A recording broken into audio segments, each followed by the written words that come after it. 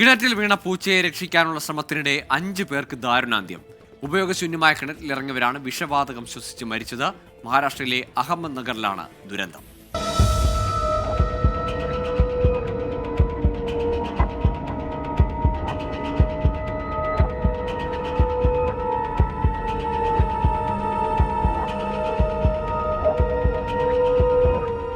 ഇന്നലെ വൈകിട്ട് 3:30 അഹമ്മദ് നഗറിലെ വട്കി ഗ്രാമത്തിലാണ് നാടിനെ നടുക്കിയ ദുരന്തം. ഉപയോഗശൂന്യമായ കിണറ്റിൽ വീണ പൂച്ചയെ പുറത്തെത്തിക്കാൻ സമീപത്ത് താമസിക്കുന്ന 6 കർഷകരാണ് രക്ഷാദൌത്യവുമായി എത്തിയത്. 6 പേരും ബന്ധുക്കളാണെന്നാണ് വിവരം. ഉപയോഗശൂന്യമായ കിണറ്റിൽ ചാണകവും മറ്റവശിഷ്ടങ്ങളും ഉപേക്ഷിച്ചിരുന്നു. ബയോഗ്യാസ് നിറഞ്ഞു നിന്ന ഈ കിണറ്റിലേക്കാണ് 6 പേരും ഇറങ്ങിയത്.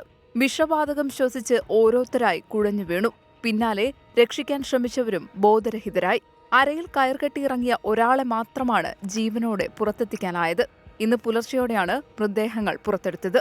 മണിക്കാലെ മകൻ സന്ദീപ്, അനിൽക്കാലെ മകൻ ബബ്ലു, ബാബാ സാഹേബ് ഗെയ്ത്വാത്ത് എന്നിവരാണ് മരിച്ചത്.